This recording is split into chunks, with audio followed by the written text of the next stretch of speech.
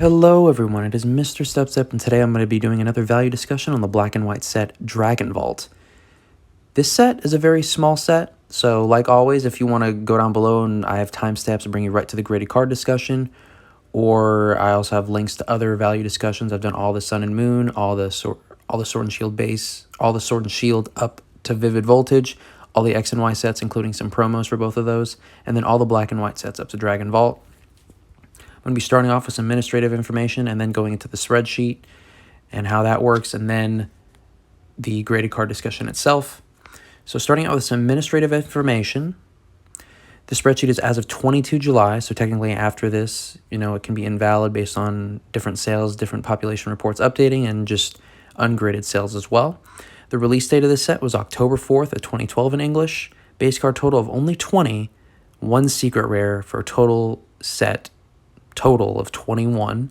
I also have some color coordination there. This is it's weird. This was kind of like a special set. You could only get these in blister packs. There was no booster box. Still no elite trainer box has been created at this time. And each of the packs only have 5 cards, but every single card is hollow. So pretty interesting. A fairly reasonable set to collect, like as a whole. So it's not bad. And there is one secret rare within this set, which is like the only kind of pricey card. There's some cool cards in here, and if you like dragons, this is definitely a set for you. But we'll go into the spreadsheet. So the card column is basically, it's self-explanatory, the name of the card. If there's a number in parentheses, that just means which numbered card it is. And generally, if that's there, it's because there's another of the same species of Pokemon. Like, for example, Dratini has card 1 and card 2, so just to differentiate between those two. And if it's in red, it'll be a card I'm talking about today. Rarity, these are all hollow rares except for the one secret rare at the bottom. And then the raw on TCG Player is the marketplace value on TCG Player rounded down to the nearest dollar, and that's just based on recent sales of that card. And it's like the average. And then grade, I try to define PSA 10s, not a ton of these cards graded, so I found what I could. Sold price is the price that listing or auction sold at, rounded up to the nearest dollar, not including shipping. If it's grayed out, that means there was a best offer accepted. And the old ways that I used to use to figure out what that price was don't work anymore. I've been reaching out, and no one's been giving me an answer on how they find the best offer prices again. Day to sale is when that listing or auction ended.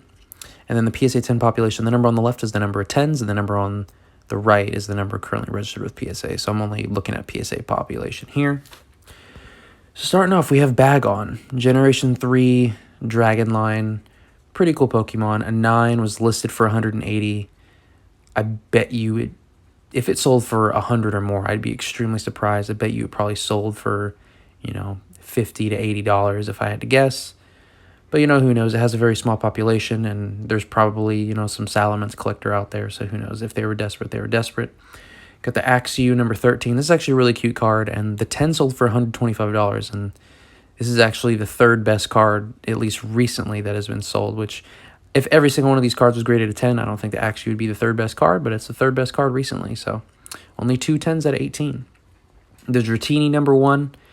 I really like Dratini a lot. I recently caught a shiny Dratini in Pokemon Go, so I have a special spot for Dratini right now, but a GMA 7.5 is listed at $21, and the best offer was accepted, so probably sold for as much as it cost to get that card graded. We have the Dragonair number 3, PSA 10 sold for $76. A little sad. You'd think a 10 would sell for a little bit more, and there's only 5 out of 16 10s, but once again, this is not a super highly popular set, which, it makes sense.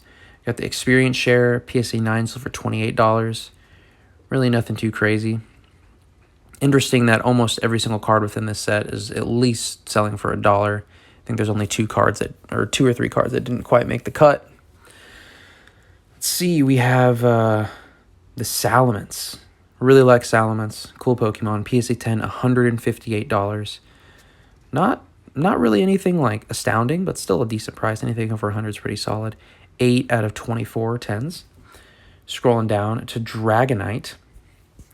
A PSA 5 sold for $30 recently. I'm sure if, Dragonite was in a 10, it'd probably get at least over 100. And there's 3 out of 25 PSA 10s. And then for the last 2, we have a Rayquaza within this set as well. So we just finished Dragons Exalted. They threw another Rayquaza in here. Pretty sure it was fairly easy to pull, and a lot of these cards have like stamped versions that came within like the blister packs that they came in. So there's also a stamp variant, but all the population reports reflected in here and stuff, and sold listings are all based off of the non-stamped variants. But Rayquaza PSA 9 sold for 56. Honestly, kind of sad. I'm pretty sure this card was fairly common, and a 10 in it. It is the most graded card within this set, so a 10 I'm sure sells for at least over $100 because, you know, there's Rayquaza Master Set collectors out there, but there's only 11 10s, so yeah, as of right now. And then finally, the biggest one in this set, the Kyurem Secret Rare ungraded sells for $52 and averaging $52, and a PSA 9 sells for $178. Once again, nothing too crazy. I imagine in a 10 it'd probably sell for $300 to $500, but there's only 3 out of 27 10s. So those like secret rare master set collectors, you know what? Maybe this card would go up for, you know, $500 to $1,000. I have no idea. I'm just speculating. It would probably be like $300 to $500, unless they got like a ton of visibility. And, you know, I mean, Kyurem, I think Zekrom and Reshiram do a little bit better than Kyurem does. I mean, Kyurem's kind of cool, but it's kind of like a decrepit ice chicken. I don't know how to explain it. Like, if you look at it, it's, yeah, I don't know. I don't really know how to explain it, but I mean, it's a legendary. It's cool. Scrolling down, we have, so I took out Emerging Powers because there's like 8 cards in that set that are over $1, so you can kind of see it compared to some of the other ones just based on number of cards over $1 as far as collectability, and you can just kind of go off of, if you open a pack, you know, what are the chances of you getting card worth over $1, even though it doesn't really work like that because there's different slots of rarity, but I just think it's an interesting thing to look at. A master set of it, I actually did find a master set of this sold for $128, so a very affordable set if you want to buy this. I mean, you can get the full set, you know, 1 through 21, and then all the stamped promos, and then you're pretty much good to go. A really easy set.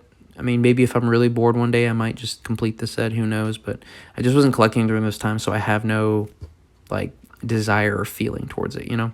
And a booster pack, I've seen them range from, depending on the pack artwork, like if it's the Rayquaza, you know, in the 80s, to being, like, really low, like in the 40s, 30s. But all of the packs that I saw, it was averaging about $70 per booster pack, so not bad overall. So, yeah, this was hopefully a shorter video. As far as collectability tiers, probably put the Kyurem in like a low to mid tier, and then honestly everything on the list is set. There's really nothing else super special in this set. I mean, Dragonite's a popular Pokemon, Rayquaza's a popular Pokemon. You can even argue Salamence, Latios, but and the thing is, you get 5 cards per pack. There's only 21 cards within this set. You know, it's not like any of these are super hard to pull. I imagine the Kyurem's a little bit harder to pull, but yeah, nothing really too crazy within this set. So, yeah, that's pretty much all I have for this video. I've been noticing, you know, these videos aren't as popular, so I think I've said it before, but I'll say again, I'll probably finish up Black and White and then probably take a break from these videos since, you know, I get Black and White isn't the most popular. Maybe if I did some, like, WotC sets, it'd be a little bit more interesting, which I might actually do that instead of going to Diamond and Pearl. Or I'll do, like, some more Sword and Shield sets and then bounce back to WotC era and maybe kind of flip-flop back and forth between there. But who knows? Who knows what the future is for these? I've just been noticing that, you know, the feedback, and at least numbers-wise, hasn't been that great. But, you know, if you are truly loving these videos, like, please let me know down below, and I'll continue to make these, because all it really takes is, you know, 1 or 2 people to be like, hey, I'm really enjoying these, please don't stop. And you know what, I'll continue making them because I learn a lot. So it's pretty much all I have for this video. I want to thank you guys so much for watching. If it's your second video of mine, consider subscribing. If you like what you saw, leave a like, and if you don't like what you saw, give me some feedback down below. Once again, links to a bunch of stuff down below, and I'll catch you guys in the next one. Thank you.